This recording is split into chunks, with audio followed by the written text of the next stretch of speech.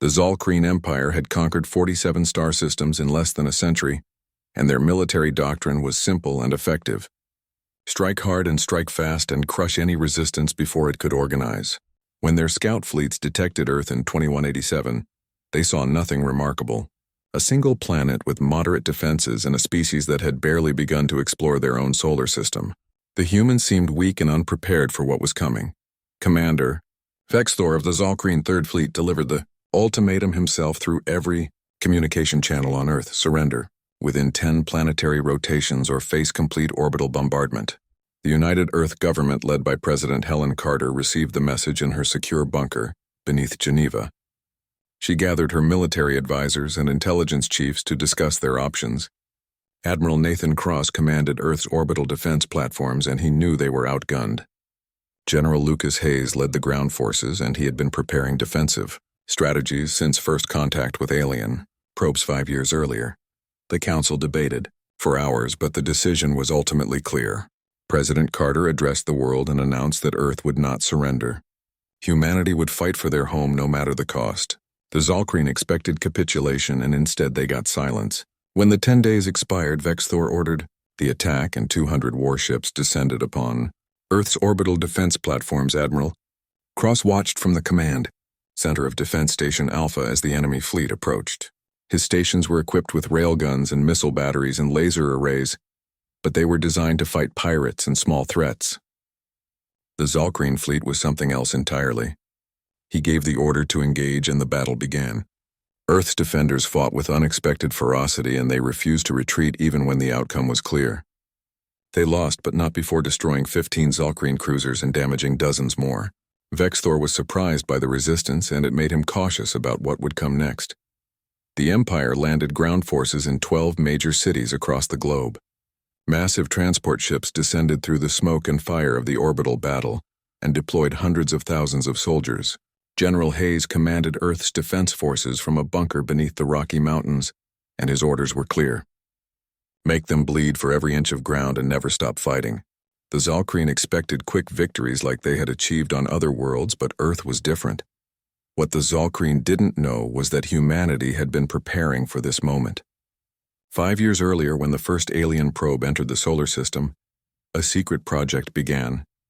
Dr. Claire Bennett led the Advanced Weapons Research Division, and her team had been studying every piece of alien technology they could find.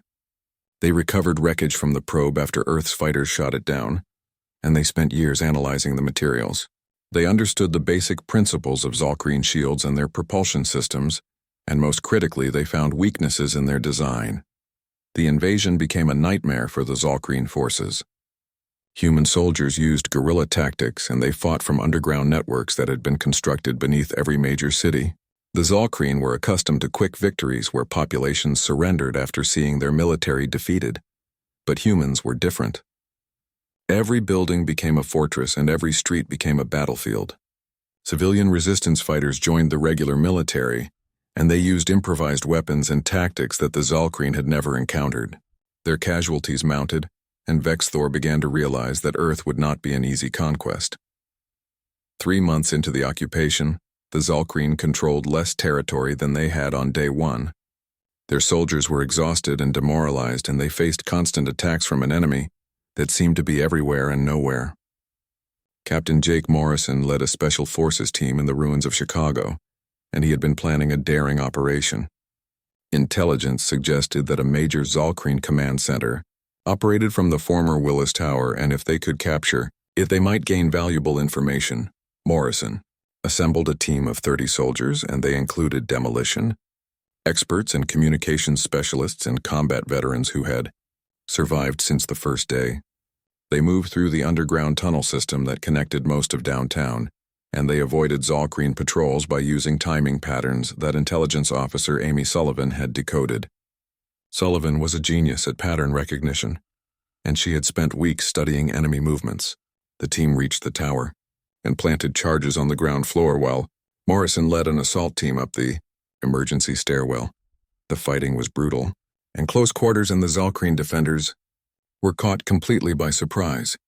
Morrison's team fought floor by floor, and they used knowledge of the building's layout to outmaneuver the enemy. They reached the command center on the 60th floor and found exactly what they hoped for: intact communications equipment and computer systems and encryption codes that were still active. Morrison ordered his team to grab everything they could carry, and then they fought their way back, down, and escaped through the tunnels as the building collapsed behind them. Amy Sullivan received the captured equipment at the Resistance headquarters, and she immediately began working to decode it. She spent 72 hours straight without sleep, and she survived on coffee and determination. What she found changed everything. The Zalkreen Empire was overstretched and fighting wars on 3 different fronts across the galaxy. Earth wasn't a priority target, and it was supposed to be an easy victory to boost morale back home. Their supply lines were vulnerable, and their fleet strength was a fraction of what their propaganda claimed. The Third Fleet was operating at 60% capacity, and reinforcements were months away. President Carter called an emergency session with her War Council. Admiral Cross attended via hologram from what remained of the orbital defenses. General Hayes traveled to Geneva personally, and Director of Intelligence Paul Richards brought all the decoded information. They reviewed the intelligence for hours, and the implications were staggering. The Zalkreen were vulnerable, and they had committed to Earth based on false assumptions. The Council debated their options, and some argued for continuing the defensive strategy, while others wanted something more aggressive. Helen Carter listened to all the arguments, and then she made her decision. Humanity would not simply resist and wait for the Zalkreen to eventually overwhelm them. They would strike back, and they would hit the enemy where it hurt most. The decision was unanimous among the Council, and they began planning what would become Operation Prometheus. The goal was audacious, and many thought it was impossible, but that had never stopped humanity before. The preparation began immediately. Every captured piece of Zalkreen technology was studied and reverse-engineered. Dr. Bennett's team worked around the clock to integrate alien systems with human ships. The 3 remaining Earth capital ships were retrofitted and armed with new weapons based on Zalkreen designs. Volunteers were recruited from across the military and civilian population, and they trained for missions that most would not survive. The resistance on the ground intensified to keep Zalkreen forces occupied, while the real preparations happened in secret orbital facilities. The galaxy had expected Earth to fall within weeks, like so many other worlds before. Instead, humanity was preparing to teach the Zalkreen Empire a lesson they would never forget. 6 months after the invasion began, Earth launched Operation Prometheus, and it was audacious to the point of insanity. The plan was simple on paper, but nearly impossible in execution. A direct assault on the Zalkreen Orbital Command Station that coordinated all enemy operations in the solar system. Commander Eric Blake led the mission aboard the UES Defiance, and it was one of 3 remaining human capital ships. His crew of 300 included the best pilots and engineers and soldiers that Earth could muster. Among them was Lieutenant Karen White, who served as tactical officer, and she had lost her entire family in the first week of the invasion. The Defiance was a patchwork vessel that had been rebuilt using salvaged Zalkreen technology. Engineer Danny Chen had overseen the integration of captured shield generators and weapons systems. The ship was held together by human ingenuity and determination, and everyone aboard knew they were flying into almost certain death. But they also knew that Earth needed a victory, and needed it desperately. The population was exhausted and supplies were running low, and morale was collapsing under the weight of constant bombardment. The plan required getting close enough to the orbital station for a boarding action. They would use captured Zalkreen identification codes that Amy Sullivan had decoded from the Chicago raid.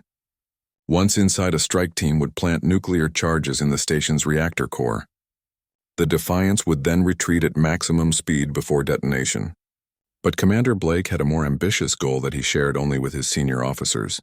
He wanted to capture the station intact along with its database of Zalkreen military intelligence.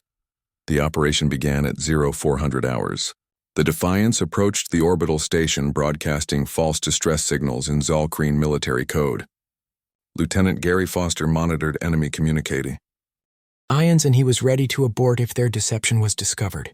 The tension on the bridge was suffocating, and every crew member knew that one wrong move would end the mission before it began. They made it within weapons range before alarms sounded throughout the enemy station. The deception had worked, but only barely. The station's defenses activated, and 6 patrol ships moved to intercept. Blake ordered evasive maneuvers while his gunners, led by Weapons Officer Linda Price, opened fire. The Defiance shuddered under enemy fire, and crew members were thrown from their stations as explosions rocked the hull. But the salvaged shields held, and they had been strengthened beyond original Zalkreen specifications. Blake pushed the ship into a dangerous spiral that brought them alongside the station's docking bay, and it was a maneuver that should have torn the ship apart. Boarding. Pods launched, and they carried 60 Marines led by Captain Ryan Davis. The pods crashed through the station's outer hull, and the Marines poured into the corridors. The fighting inside was brutal and immediate. The Zalkreen defenders were caught off guard, but they recovered quickly and fought with desperate fury. Captain Davis led from the front, and his team fought deck by deck, using knowledge of similar captured stations to navigate. Sergeant Nina Brooks led her squad through ventilation shafts to flank enemy positions, and she saved Davis twice when ambushes nearly killed him. Meanwhile, the Defiance fought a desperate, holding action against increasing numbers of enemy ships. Blake's helmsman, Lieutenant Chris Jordan, performed maneuvers that defied physics and kept them alive through skill and sheer audacity. The ship took hit after hit and casualties mounted, but Jordan kept them in position to cover the boarding teams. Engineer Chen worked miracles in the engine room, and he kept the power flowing, even as systems failed around him. Inside the station, the Marines reached the command center after 40 minutes of constant combat. Captain Davis was wounded by plasma fire that burned through his armor, but he stayed conscious long enough to oversee the mission. Corporal Alex Turner was a computer specialist, and he worked frantically to download everything from the Zalkreen database. The data was enormous, and the download was taking too long. Davis knew they were running out of time. Commander Blake received word that enemy reinforcements were jumping into the system. The window for escape was closing rapidly. He gave Davis 10 minutes and not 1 second more. The Marines rigged the station with explosives as planned, and they prepared to evacuate. But Turner had downloaded something unexpected and critically important. The codes weren't just for Earth operations. They contained authentication protocols for the entire Zalkreen Third Fleet. Blake made a split-second decision that would change everything. Instead of destroying the station immediately, he had his crew slave its weapon systems to the Defiance's control. When the reinforcements arrived, they were greeted by fire from their own command station. The confusion was total, and the Zalkreen ships didn't know who to shoot at. Some fired on the station while others tried to hail it for orders, and still others attempted to engage the Defiance. In the chaos, the boarding teams evacuated, and the Defiance detached from the station. Blake ordered maximum acceleration toward the outer system, and Jordan pushed the engines beyond their rated capacity. Behind them, the station exploded in a brilliant flash that lit up the dark side of Earth. The detonation caught 2 Zalkreen destroyers that had moved in too close, and they were vaporized. Instantly, the mission was deemed a success, but the casualties were devastating. Of the 60 Marines who boarded the station, only 32 made it back alive. Captain Davis died from his wounds during the return journey, and his last words were to tell his team they had done well. Blake held a memorial service in the ship's cargo bay, and every survivor attended. They had won a victory, but the price was almost too high to bear. But humanity now had a weapon more powerful than any bomb. Complete access to enemy fleet communications and authentication protocols. Amy Sullivan began working with the data immediately, and she discovered that the Zalkreen military structure was rigid and hierarchical. Orders came down through specific channels, and ships verified commands through the authentication codes. If Earth could impersonate Zalkreen command authority, they could sow chaos throughout the entire fleet. President Carter received the news with cautious optimism. The mission had succeeded beyond their hopes, but she knew the Zalkreen would respond with overwhelming force. Admiral Cross began implementing new defensive strategies based on the captured intelligence. General Hayes coordinated with resistance forces on the ground to prepare for the next phase. Dr. Bennett's team started analyzing Zalkreen technology at a deeper level, and they made breakthrough after breakthrough. The Defiance limped back to Earth orbit, and the crew disembarked to a hero's welcome. Blake was promoted to captain on the spot and given command of a new formation called the Special Operations Fleet. Karen White was promoted to commander and assigned as his executive officer. The survivors of the mission became legends, and their names were spoken with reverence across every human settlement. The galaxy didn't expect humans to fight back, and they certainly didn't expect them to win. But Earth had just proven that humanity would not go quietly into the night. With the captured intelligence, Earth's remaining forces began a systematic campaign to reclaim their home system. President Carter authorized General Hayes to take command of all military operations, and his first order was to promote Eric Blake to lead the newly formed Special Operations Fleet. Blake's fleet consisted of 5 ships, and all of them had been retrofitted with captured Zolkreen technology. The flagship was still the Defiance, but it had been joined by the Vengeance and Resolution and Retribution and Phoenix. Each vessel was crewed by volunteers who had lost everything to the invasion. Commander Karen White transferred to the Vengeance as executive officer under Captain Greg Palmer. She brought with her an intimate knowledge of Zolkreen tactical doctrine that had been learned through months of studying enemy patterns. Palmer was a veteran of the first orbital battle, and he had watched his own ship explode while he escaped in a life pod. He commanded with cold efficiency and a burning desire for revenge that his crew could feel in every order he gave. The campaign began with surgical strikes against isolated Zolkreen positions. Using the captured authentication codes, Blake's ships approached enemy vessels, broadcasting false identities. By the time the Zolkreen realized they were under attack, it was often too late. The confusion in enemy ranks grew with each successful mission, and their commanders began to distrust their own communication networks. Blake exploited this ruthlessly, and he sent contradictory orders that pulled enemy ships out of position or sent them on wild chases across the system. On Earth, resistance forces coordinated their efforts under the unified command structure. Colonel Frank Gibson led operations in the Pacific Theater, and he used knowledge of enemy supply routes to stage devastating ambushes. His forces would strike at supply convoys and disappear before reinforcements arrived. Major Lisa Carter commanded guerrilla forces in Europe, and she specialized in urban warfare. Her fighters turned entire cities into death traps for Zolkreen patrols and the enemy. Soldiers grew afraid to leave their fortified positions. Dr. Claire Bennett's research team made another breakthrough that would change the ground war completely. They discovered that Zolkreen biology was vulnerable to a specific frequency of electromagnetic radiation. It wasn't lethal, but it disrupted their neural functions and made them disoriented and vulnerable. Within weeks, directed energy weapons tuned to this frequency were being distributed to resistance forces. The effect on Zolkreen combat effectiveness was immediate and catastrophic. The first major engagement came 3 months into the counteroffensive. A Zolkreen fleet of 30 ships attempted to reinforce their ground troops in what used to be Beijing. Blake's Special Operations Fleet was supplemented by 8 conventional Earth vessels under Admiral Cross, and they intercepted the enemy near Mars. The Battle of Mars orbit would become legendary in human military history. The battle lasted 6 hours, and it was the largest space engagement humanity had ever fought. The Zolkreen had numerical superiority, but Earth forces had surprise and determination. And most importantly, they had the authentication codes. Blake used the enemy's own protocols to sow confusion in their ranks, and he issued contradictory orders that broke their formation. Zolkreen captains received commands to retreat while others were told to advance, and some were ordered to fire on ships that appeared to be deserting. Captain Palmer distinguished himself by leading the Vengeance on what appeared to be a suicide run against the Zolkreen flagship. Commander White coordinated the attack from the tactical station, and she calculated the precise moment to launch their assault. At the last possible moment, Palmer veered off and launched every torpedo the ship carried. The enemy flagship, already damaged from earlier exchanges, broke apart in a massive explosion that destroyed 2 nearby escorts. When the dust settled, 19 Zolkreen ships were destroyed or disabled. Earth lost 3 vessels, including the Resolution, but the victory was undeniable. The Zolkreen forces on Earth found themselves cut off from reinforcement and resupply. Their commanders began to realize that they were trapped on a hostile world with no hope of evacuation.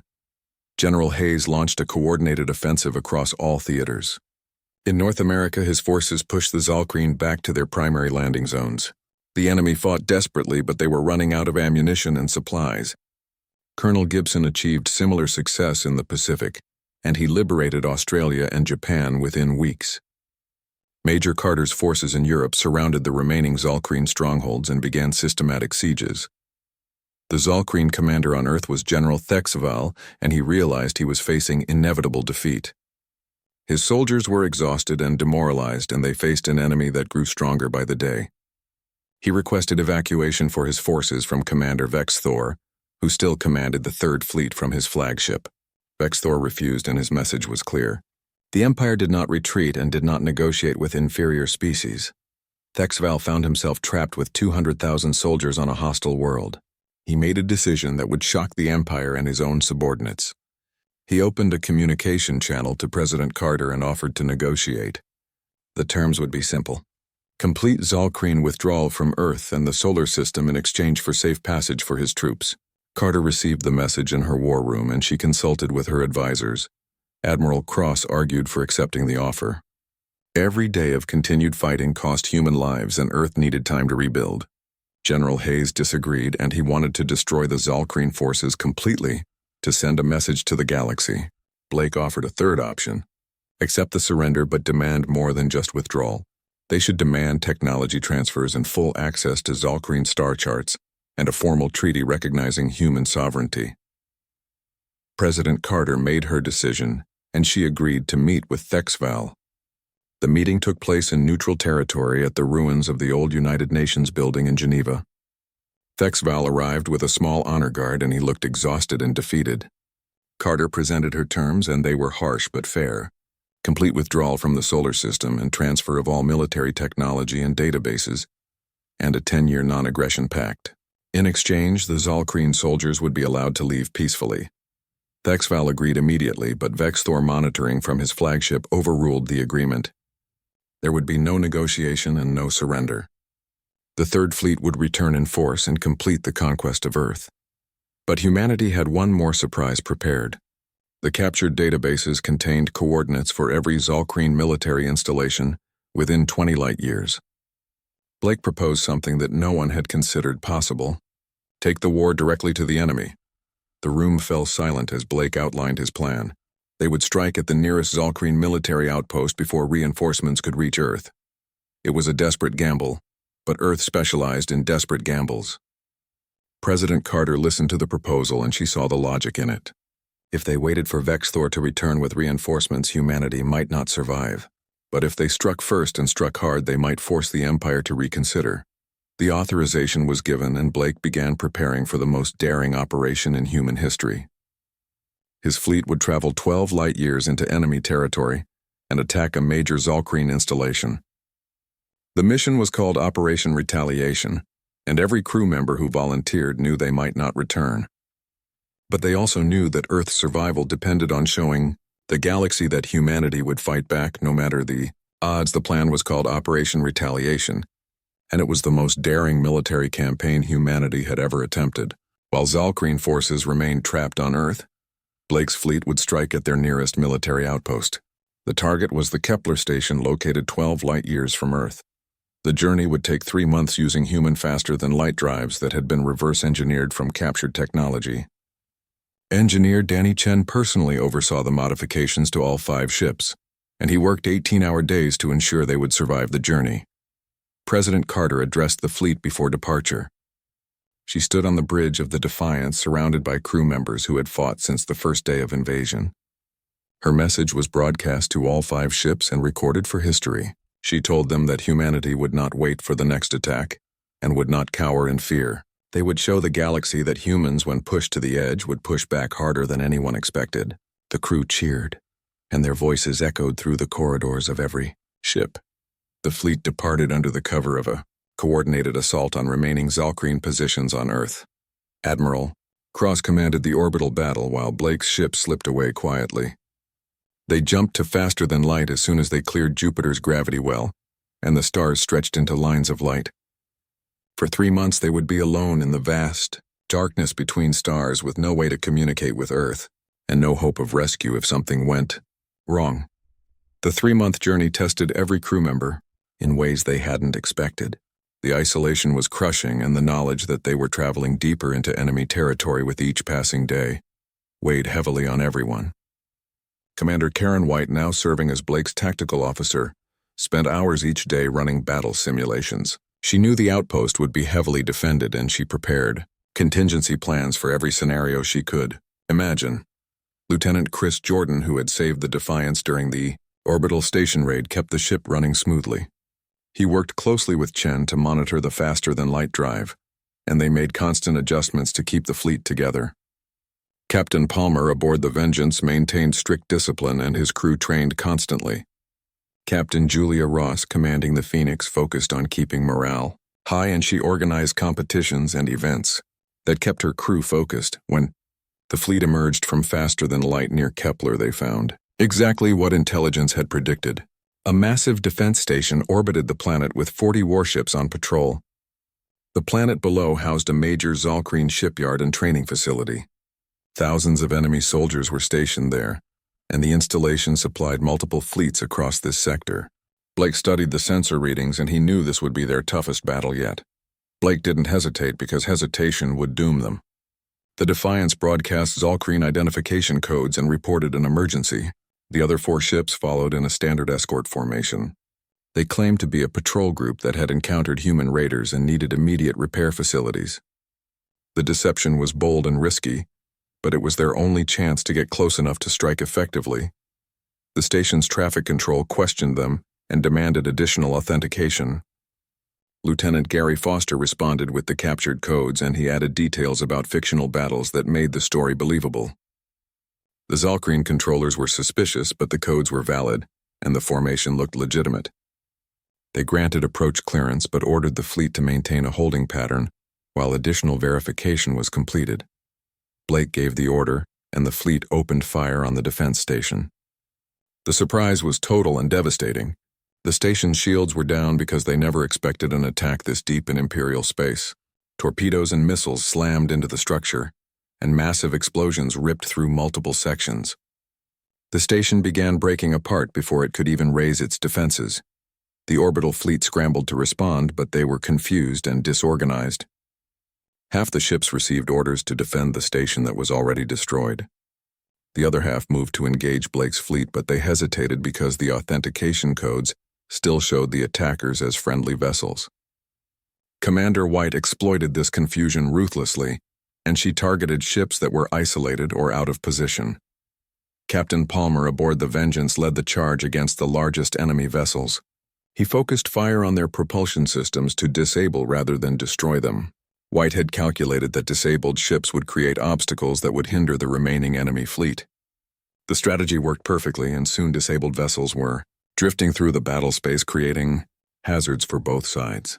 The Phoenix, commanded by Captain Ross, took heavy damage while protecting the Retribution. During a critical moment, a Zalkreen cruiser had broken through their formation and was preparing to deliver a killing blow. Ross threw her ship directly into the line of fire and absorbed hits that would have destroyed the Retribution. Her shields failed and hull breaches occurred across multiple decks. 20 crew members died instantly, but Ross refused to withdraw.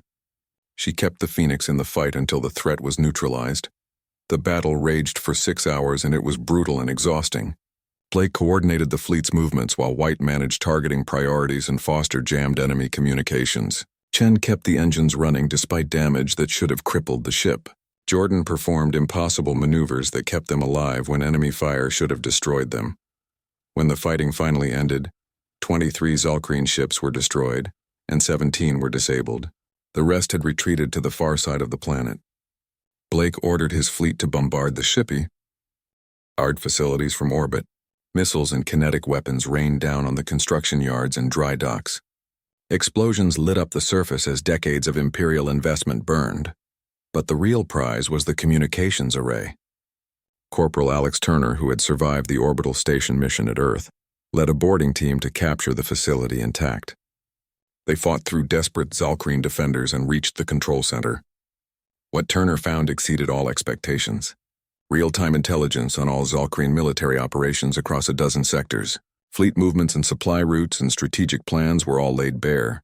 Blake transmitted everything back to Earth using the captured long-range communication systems. The data would take weeks to reach home, but it would give Earth an unprecedented advantage. He also broadcast a message across all Zalkreen military frequencies. The message was recorded by President Carter herself, and it was simple and direct. Humanity would no longer be victims. Any species that threatened Earth would face the consequences. The message reached Commander Vexthor aboard his flagship. For the first time in his long military career, the Zalkreen commander felt something his species rarely experienced: fear. These humans had struck at the heart of Imperial territory 12 light-years from their homeworld, and they had won decisively. They had destroyed infrastructure that would take years to rebuild. They had proven that nowhere in Zalkreen space was safe. Blake's fleet began the journey home, and they raced against time. They had bloodied the enemy badly, but reinforcements would be coming.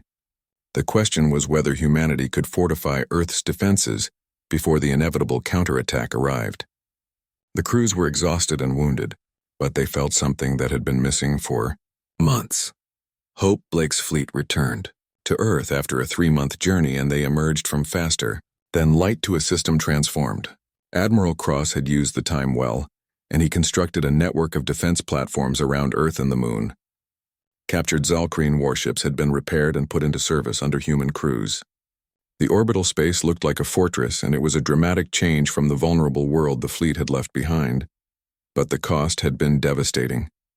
Ground operations to eliminate remaining Zalkreen forces had claimed 50,000 human lives. Cities lay in ruins, and entire regions were uninhabitable from orbital bombardment.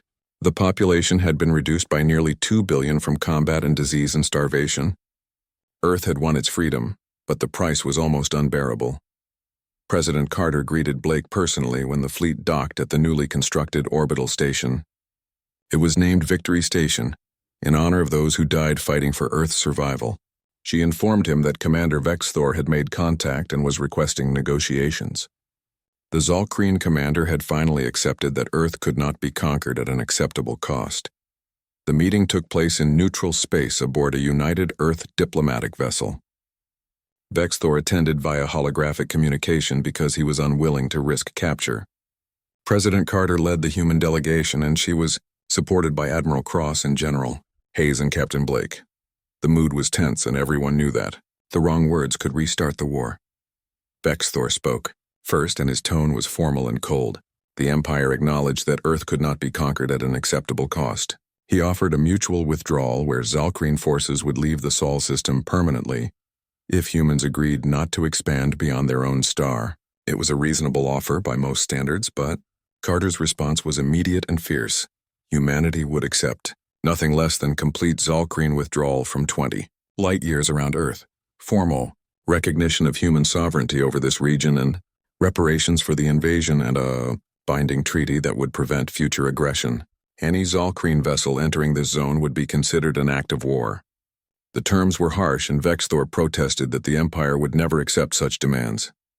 Carter calmly informed him that Captain Blake's fleet had already departed on another mission. She didn't specify the target, but the implication was clear. If negotiations failed, more Zalkreen installations would burn. It was a bluff because Blake's fleet needed months of repairs, but Vexthor didn't know that. The Zalkreen commander faced political pressure from his defeats at Earth and Kepler, and he couldn't afford another disaster. After 3 days of tense negotiations, Vexthor agreed to the terms. The Treaty of Mars, as it became known, established a demilitarized zone around Earth. It formally recognized humanity as a sovereign interstellar power and granted them control over nearby systems. Reparations would be paid in technology and resources over 10 years. It was a stunning diplomatic victory for a species that had been on the edge of extinction just months earlier. But not everyone was satisfied with the outcome. Captain Palmer, who had lost his wife and children in the invasion, advocated for continued offensive operations. He wanted to push deeper into Zalkreen space and make the Empire pay for every human life lost. Commander White disagreed, and she argued that humanity needed time to rebuild and consolidate their gains. The debate raged in military and civilian circles. Captain Blake, who was exhausted from nearly 2 years of constant combat, requested permission to return to civilian life. President Carter denied the request and instead appointed him as the first commander of the United Earth Space Force. It was a position that would shape humanity's future among the stars. Blake accepted reluctantly because he knew Earth still needed defenders. Dr. Claire Bennett's research team began the long process of integrating Zalkreen technology into human systems. The knowledge gained would accelerate Earth's development by decades. But she warned against complacency because other species existed in the galaxy. Not all would be as honorable as the Zalkreen had ultimately proven. and some might see humanity's weakness as an opportunity. 1 year after the invasion began, Earth held a memorial service for the fallen. 3 billion people gathered physically or virtually to remember those who died. President Carter gave a speech that would be remembered for generations. She spoke of humanity's resilience and courage and determination. The galaxy had tested them and found them wanting, but humans had learned and adapted and struck back harder than anyone expected. Captain Blake stood on the observation deck of Victory Station and watched Earth rotate below. Lieutenant Jordan, who was now his aide, joined him and they discussed the future. New ship designs were being drafted and exploration missions were being planned. The possibility of encountering other species, both friendly and hostile, was very real. Blake reflected on everything that had happened and he understood that humanity had been changed forever. The Zalkreen Empire would recover from their losses, but they would never forget Earth. Neither would the dozens of other species who received reports of the conflict. A new power had emerged in the galaxy, and they fought with creativity and determination. They refused to accept defeat even when victory seemed impossible. The galaxy had learned that underestimating humanity was a mistake. On Earth, General Hayes oversaw the massive reconstruction efforts. Cities were being rebuilt with better defenses and underground shelters. Colonel Gibson was promoted to general and given command of Pacific Forces. Major Lisa Carter continued training resistance fighters because everyone knew that preparation was the only guarantee of survival. The lessons learned during the invasion were being taught to every soldier. Commander White transferred to Earth's new intelligence division, and she used her expertise to monitor potential threats. Lieutenant Turner led the technology integration team, and he worked with Dr. Bennett to unlock the secrets of faster-than-light travel and energy weapons. Every captured piece of Zalkreen equipment was studied and improved upon. The crew of the Defiance received the highest honors Earth could bestow.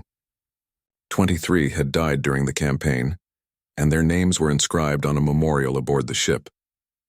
The survivors became legends and instructors and leaders of the new Space Force. They trained the next generation and passed on the hard-won knowledge that had saved humanity.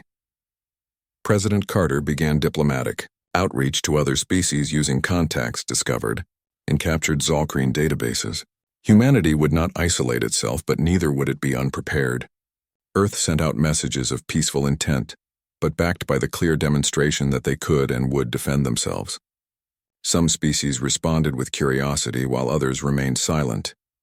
3 years after first contact, Captain Blake commanded a fleet of 20 vessels. They were all human-built and incorporated lessons learned from the war.